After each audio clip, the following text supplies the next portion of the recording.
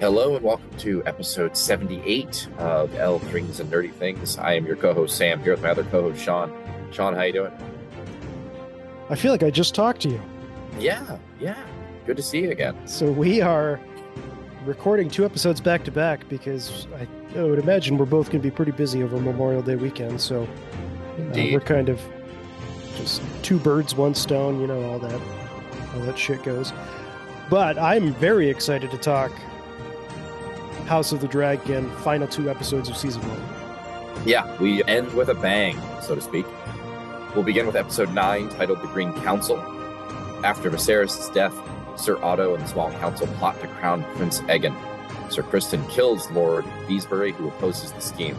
Kingsguard Lord Commander Harold Westerling resigns in protest. Otto keeps Viserys' death a secret to fortify the council's position, then coerces the noble houses to switch their allegiance to Aegon. Those resisting are imprisoned or hanged. Otto and Alicent discuss on whether to kill or exile Rhaenyra and separately rush to find and influence the missing Prince Aegon. Otto sends Kingsguard brothers Sir Eric and Sir Auric Cargill, while Alicent tasks Criston and Prince Aemon. The Cargills find Aegon first, but Criston and Aemon forcibly take him. Lord Larys tells Alicent that spies, including Lady-in-Waiting Talia, are within the Red Keep. Alicent approves eliminating the head spy. Alicent persuades a resistant Aegon to claim his birthright. King's Landing citizens are herded into the Dragon Pit to witness Aegon's coronation. Princess Rhaenys, refusing to support Aegon's claim, is held captive. Eric frees her, and she enters the Dragon Pit caverns. Astride her dragon Meleys, she violently breaches the Grand Hall, causing mayhem, death, and threatening the royals. Rhaenys then flees King's Landing on Meleys. Sean, what did you think of episode 9? I mean, things are really getting crazy real fast with this season. You got a body count. Yeah. And I was watching it and I broke out laughing when Rhaenys just kills like 1,000 people. Oh yeah. So let's start with this. Start with the ending.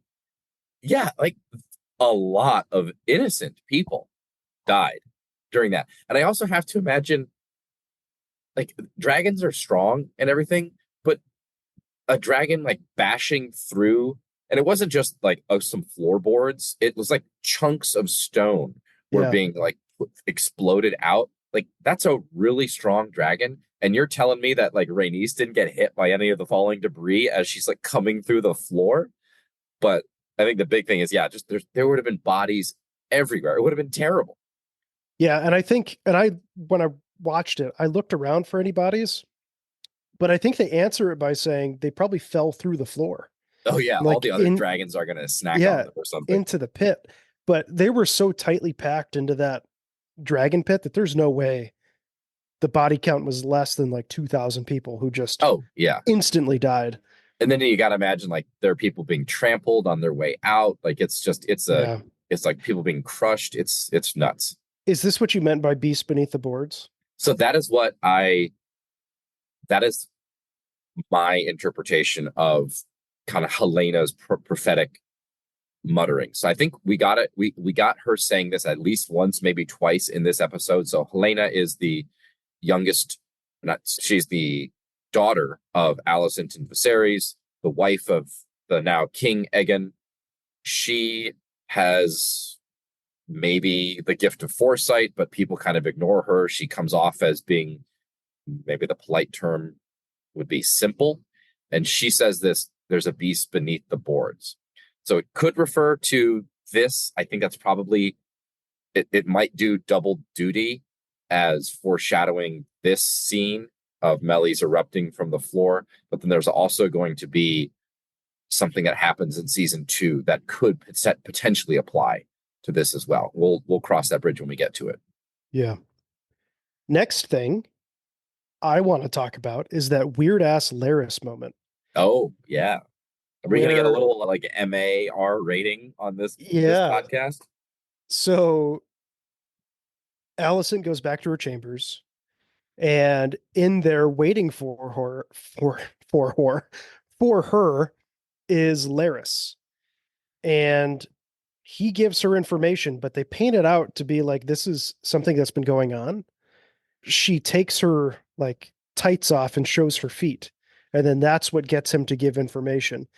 And then she turns to the side and he like jerks off to Oh her yeah. feet. Was there an escalation? And it's been a while since I watched it. I did rewatch it for our recording, but I it's been a couple days and I don't recall specifically. But did she first like, take off her shoes, then put her feet on the coffee table basically, and Yep, up in front of him. and then she kind of escalated, like took her stockings off and shifted, and then that's when he So started it went, masturbating. yeah, it went shoes with the stockings or feet with stockings. He gave some information.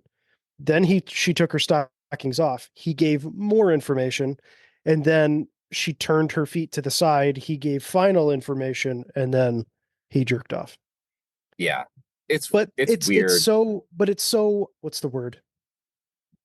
It's so coordinated that it Hmm. feels like this has been going on for quite a while, Yes. and Well, it is just weird.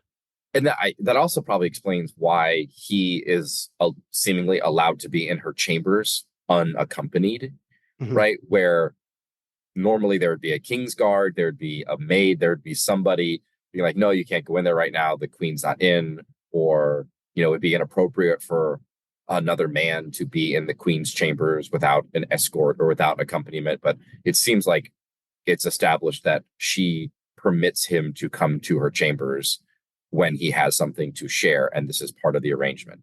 Or it's him using secret passageways that we know of Or that, or to that. get in. Do you think this is just a let me ask you, do you think he is aroused by her feet or by her humiliation, I think it's probably or both. both? Okay, both. Because I he think already has he a I think he has a foot fetish, and then it just turned into because like his whole not having good feet, I yeah, think is yeah. So I don't know. It's strange. and because we also got that when he murdered his father and brother, which facilitated Sir Otto returning his hand to the king. He kind of I think he used the phrase like hang this around your neck or something. Like he pushed that guilt onto her. So some of this is also him getting off on corrupting her Hmm. and humiliating her. Yeah, it was that came out of left field when I first saw it, and it is a really effective way of making us dislike him without it being super weird, right? Like he's not like a necrophiliac, right? Excuse me. It's I it's mean, it's weird. still super It's weird. well, it is super weird, but it's like it's within the realm of like that's a thing. Like people are into feet, right? Yeah, And it's something that hey, there's no direct contact between the two of them. He doesn't disrobe, like he's pleasuring himself underneath his clothes seemingly. So as like it's one of the weirdest things that you can do without there being any sort of physical interaction, yeah, right? and it It's seems like there's consent involved as well. and there's a really weird power dynamic, right? Because Yeah, you could say consent as in she doesn't say no, but she obviously does not like it. She looks away. She won't look at him. she feels like That's yeah, it's she's probably being coerced into it as well. exactly, which is like, so there's coercion, but there's also a quid pro quo involved because he's giving her information and he's doing things on her behalf. She's getting something out of it too, Yeah, even though she probably doesn't like it and she's the queen. Like if she wanted to, she could order him arrested, right? If and she killed, like and probably killed, immediately yeah, yeah, no, she could take with how care of him. crazy Kristen Yeah, Cole Kristen is. Cole Yeah. would, I'm sure, gladly smash his head into the floor. Yeah. Which Anyway, brings me to my next point. In all honesty, I was sewing while I was watching this episode. you heard it here first, folks. Yeah, I was doing some sewing. So Were, when I were you looked were up, you like mending clothes or were you sewing no, like making a new thing? I'm working on a battle jacket for concerts with like Oh, band patches and stuff. okay. So Yeah. that's So cool. it I wasn't like sewing a shirt or repairing anything. I was just sewing patches onto a vest that I have. But I was doing that while I was watching the episode, and all of a sudden I looked up, and it was Kristen Cole and Aemond fighting the two Kingsguard brothers. And it made what escalated to that. And I didn't rewind to watch it Okay. because those two guys are trying to get the Yes. Aegon for Otto. And Yes. then why are Kristen Cole and Aemond having beef with these two guys? Okay. So Eric and Arik are trying to track down Aegon for Sir Otto, so Mm-hmm. that Sir Otto can influence Aegon, I think specifically around killing Rhaenyra. That's the point of conflict between Otto and Alicent, is Alicent doesn't want it to be bloody. Otto recognizes that Rhaenyra's going to be a threat. Her children are a threat. Daemon's a threat. Let's take them all out. And Um, Kristen and Aemond were looking for Aegon on behalf of Alicent. yes, yes. Okay. And now the funny thing about that fight is, and this is still funny because I cannot. This is the second set of twins that we have, I think, with the two With the Lannisters, Lannisters, yep. and then now the Cargylls. I cannot tell them apart, and the show does nothing to help us with that. They have the They same haircut, the same hair. They're wearing the same clothes. same beard.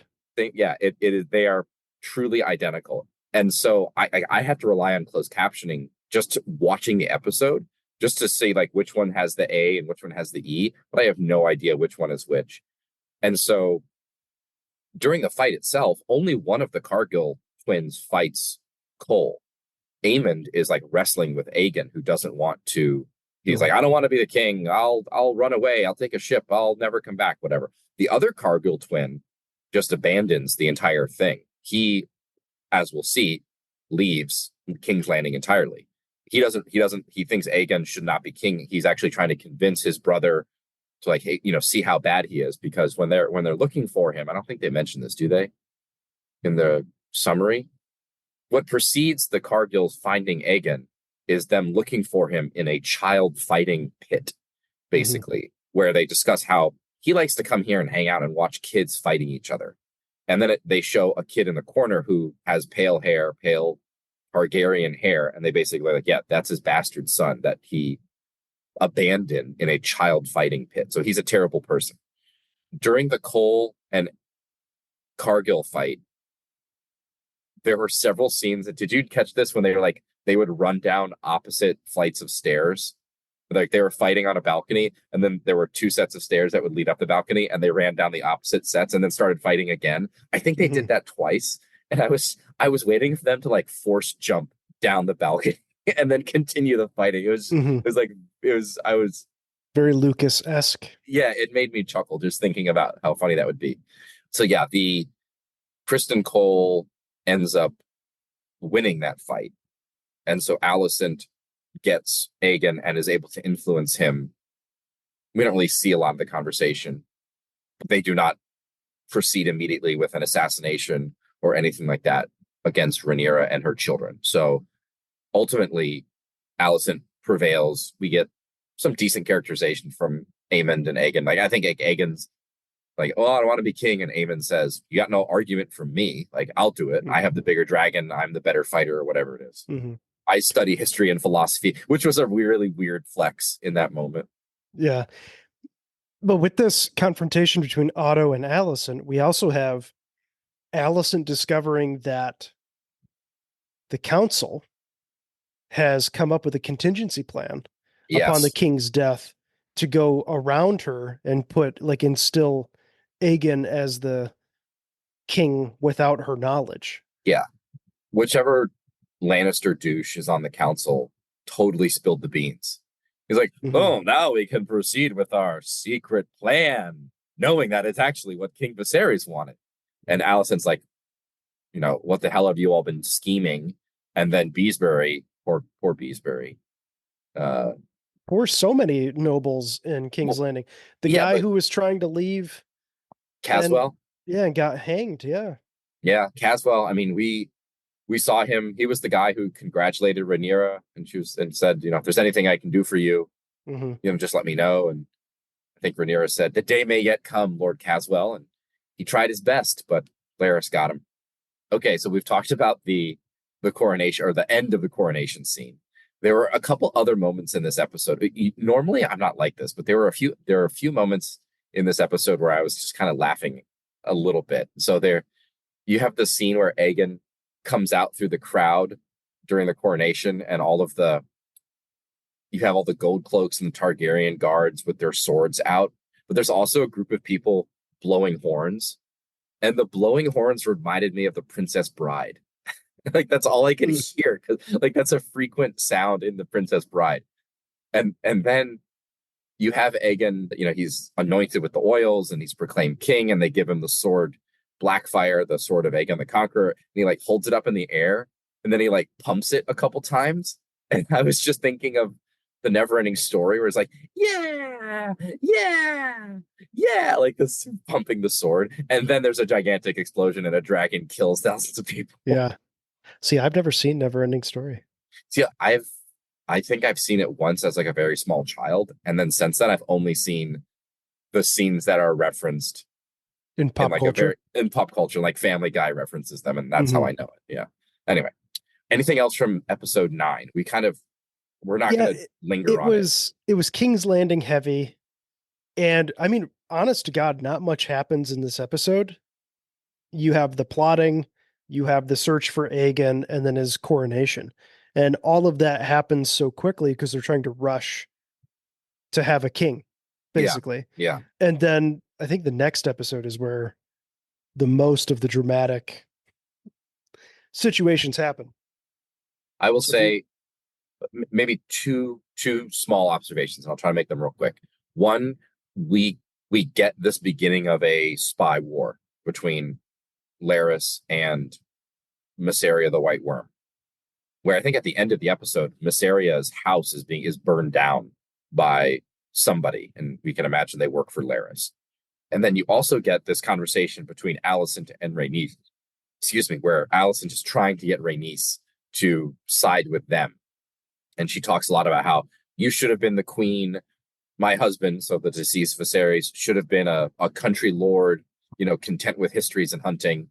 And she basically, I think she implies something like queens are better or something like that because they'll restrain their husbands, which is an interesting observation because it's true so far that Alicent is the restraint not against her husband but against her father, and hopefully she thinks a positive influence on Aegon. And episode 10 will show us, and then I think the next season will show us the extent to which a queen can resist or not the inevitable violence that accompanies rulership. All right, let's do episode 10 then. Episode 10, The Black Queen. Princess Rhaenys arrives on Dragonstone to announce King Viserys' death and Prince Aegon ascending the throne. The news shocks Rhaenyra into premature stillbirth.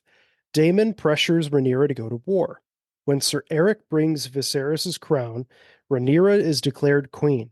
Sir Otto Hightower arrives and presents King Aegon II's terms for Rhaenyra's concession, including retaining her royal title and Dragonstone, her son's rights to inherit Driftmark. Daemon is angered when Rhaenyra considers conceding to unify the realm against the northern threat foretold by Aegon the Conqueror's dream. Lord Corlys pledges House Valyrian's allegiance to Rhaenyra's Black faction. Daemon plans to recruit more dragon riders and awakens a large dragon hibernating in a cave. Princes Jacaerys and Lucerys are sent as envoys to secure House Aaron Stark and Baratheon as allies. Lucerys meets with Lord Boros Baratheon and discovers Prince Aemond is also there to secure the Baratheons as allies for Aegon II.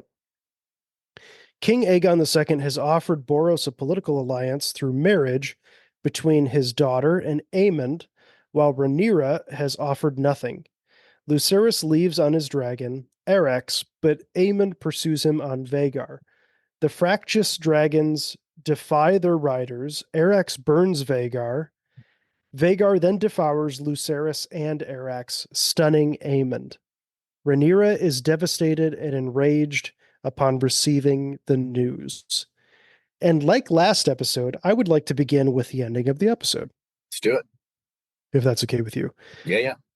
Rhaenyra's final scene is so badass. Like, just the acting. Like, in that moment, we see sadness, guilt, and anger all in one moment. And her, like, the physical actions, you almost see like the transformation of the character of the queen to Hmm. go from she's no longer Rhaenyra after she gets the news that her son has been killed. And it's like a physical transformation. And then the look on the face. Yeah. Like it shows sadness, guilt, and anger. Because I think she realizes she is responsible for her son's death by sending him to Baratheon. She was the one that put him in harm's way. And yeah, just what a moment. Yeah.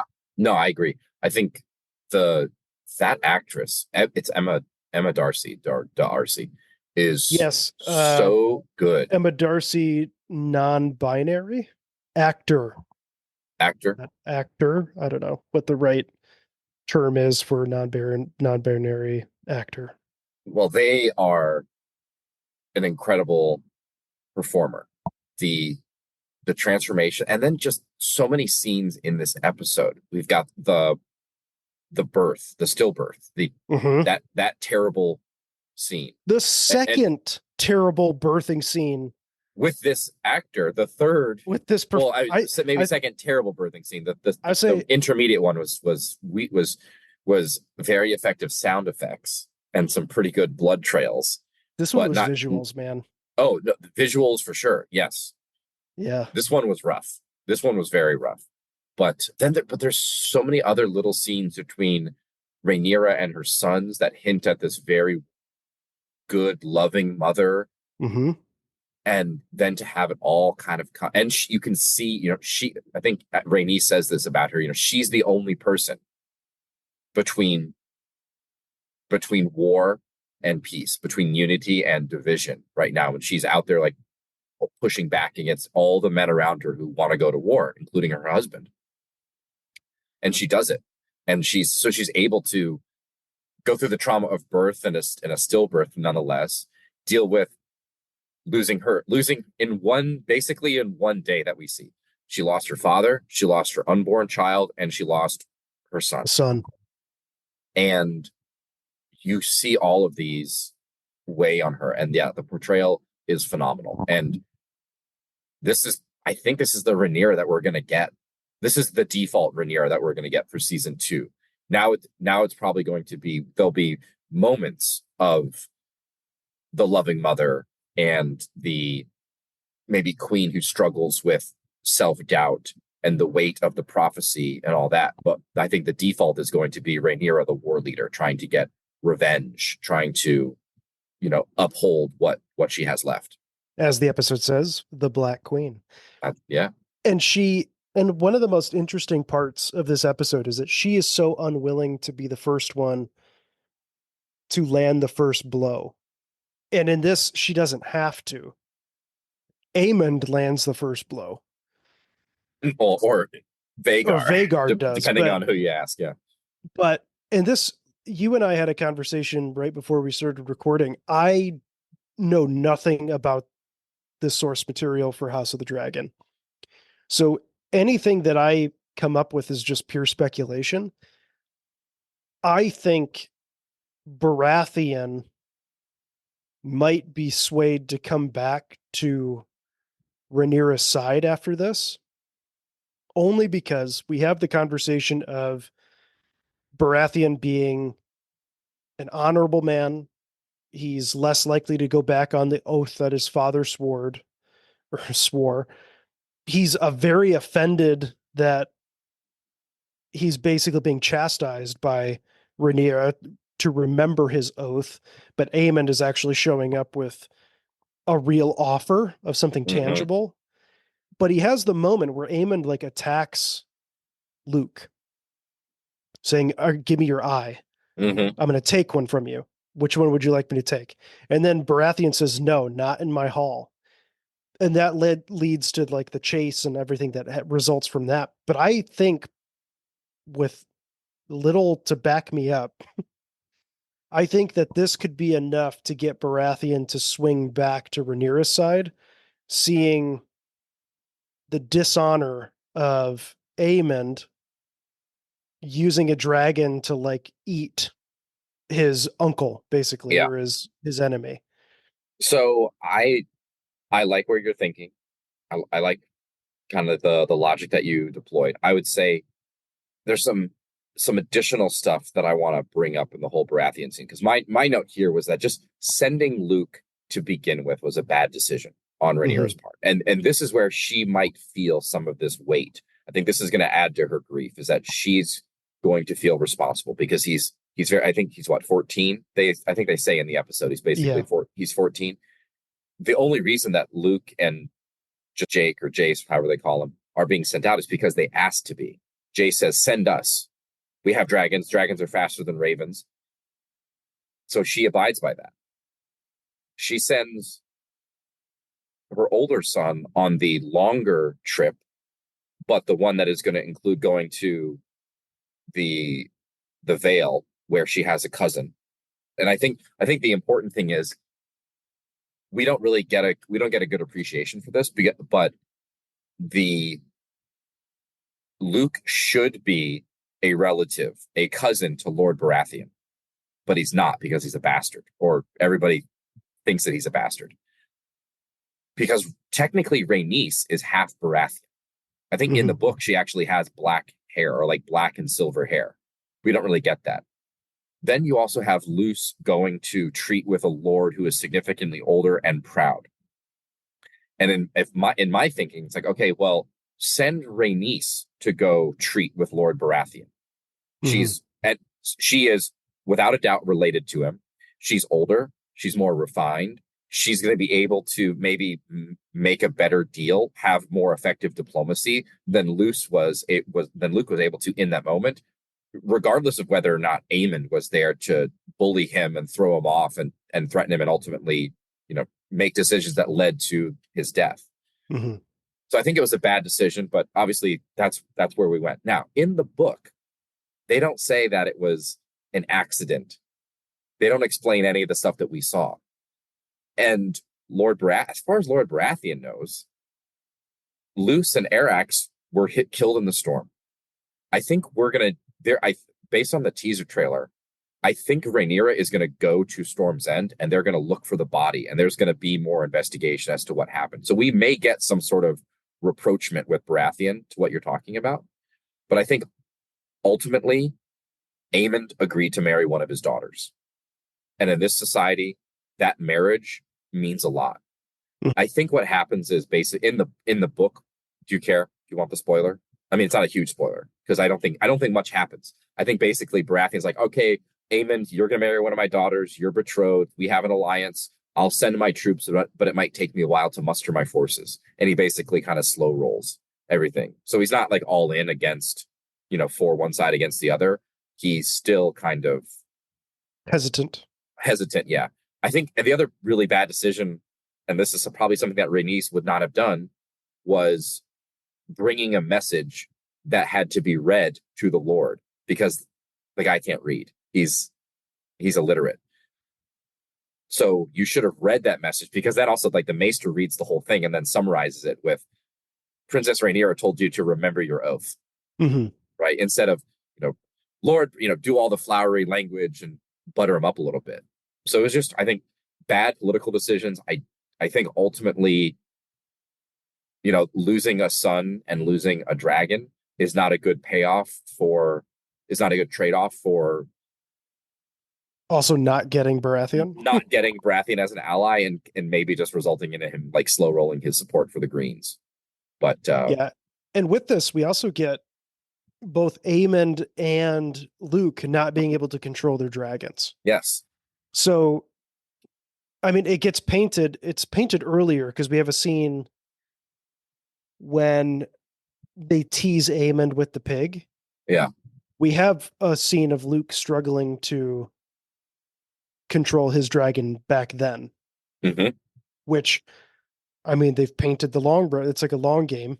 They've painted the picture that both of these characters are going to struggle with this. And then Aemon, this is the second dragon rider for Vagar, so he might not have the same amount of respect or control over Vagar that the previous owner had. Yeah.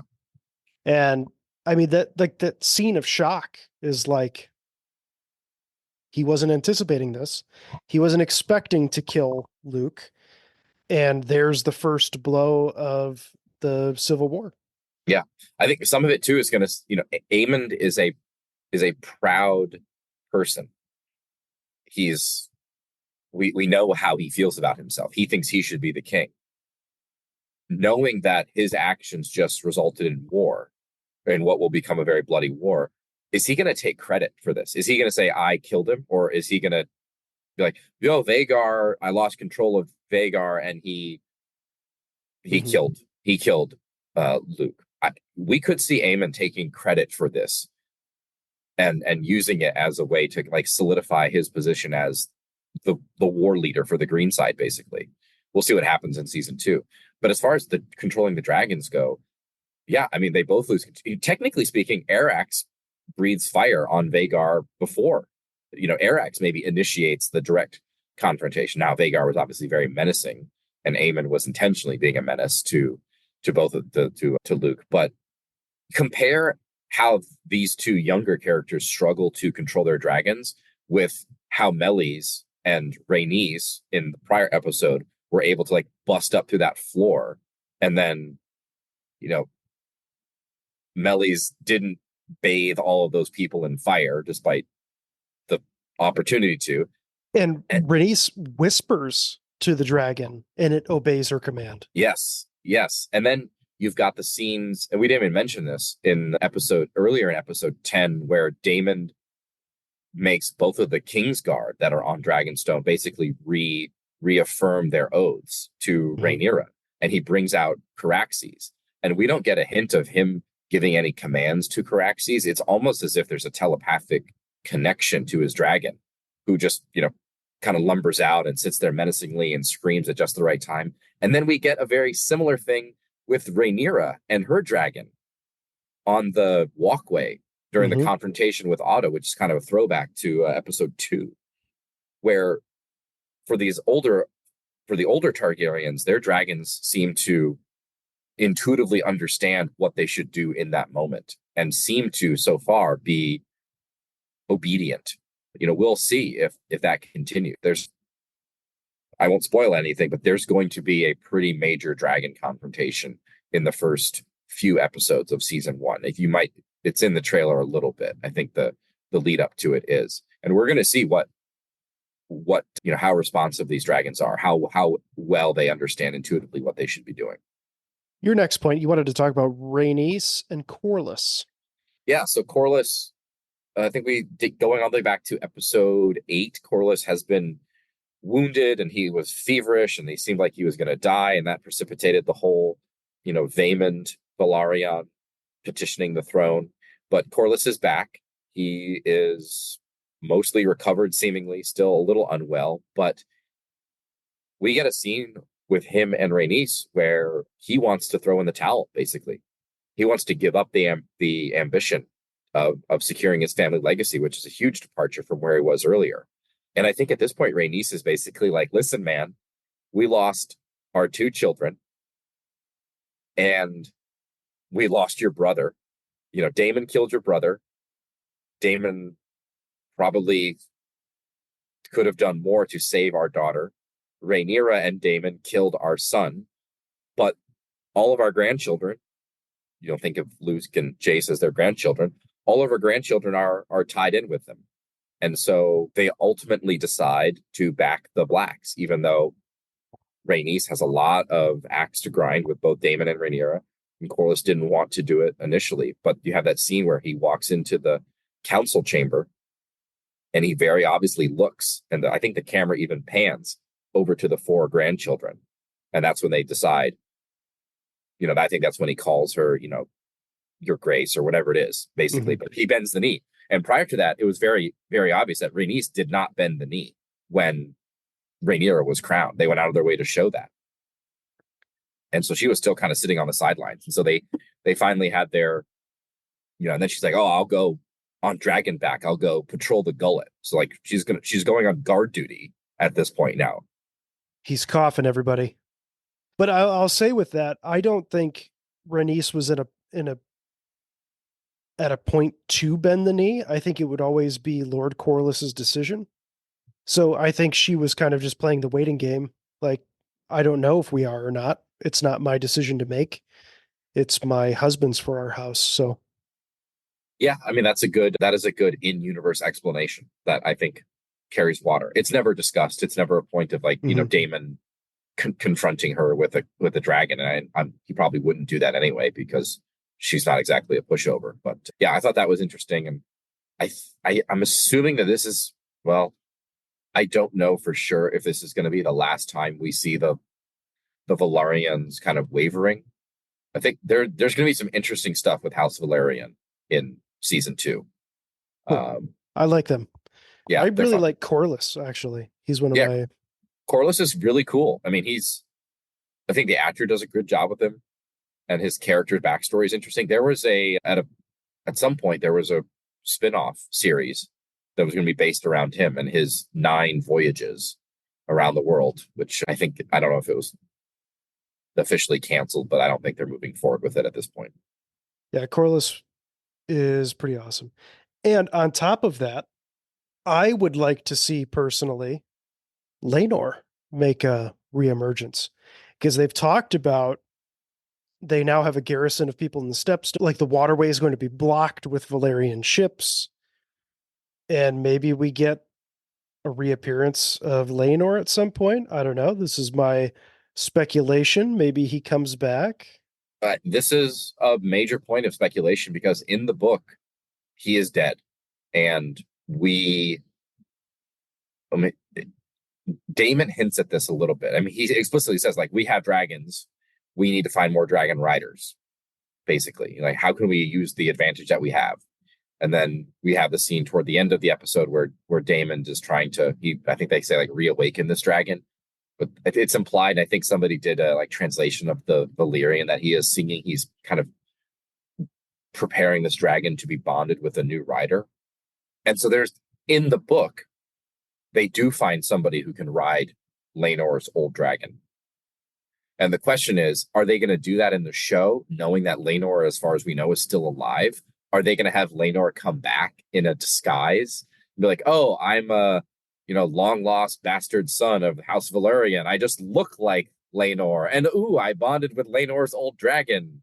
My name is Baenor. Yeah, I'm Baenor. Yeah, yeah.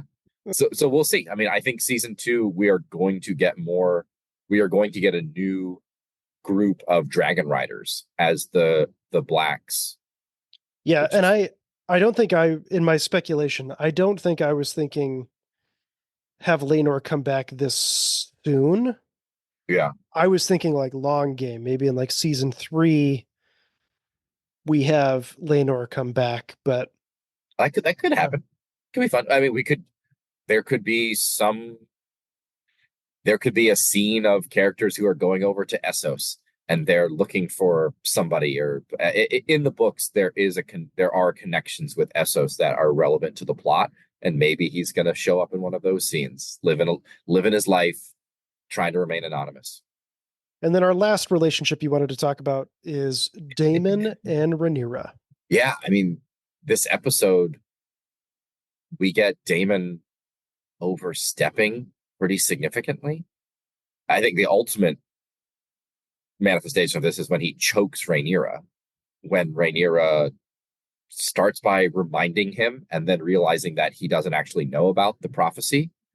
And I think she says something like, oh, my father never told you, or he never told you, being that the Targaryens, the king would always pass on to his heir this idea of the Song of Ice and Fire, this prophecy that resulted in Aegon the Conqueror conquering Westeros.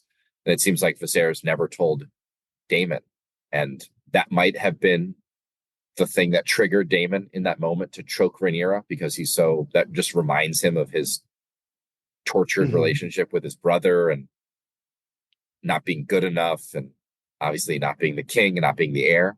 And then you also get this other line that she has where somebody, I think Jacaerys asks, "Where is Daemon?" And she goes off plotting his war. So Rhaenyra knows what Daemon's about, and that's what Daemon is doing. He's plotting this war. He's the one who forced the Kingsguard to reaffirm their oaths with the threat of dragonfire. But at the same time, Daemon is a capable fighter. Here's the dragon rider. She needs him.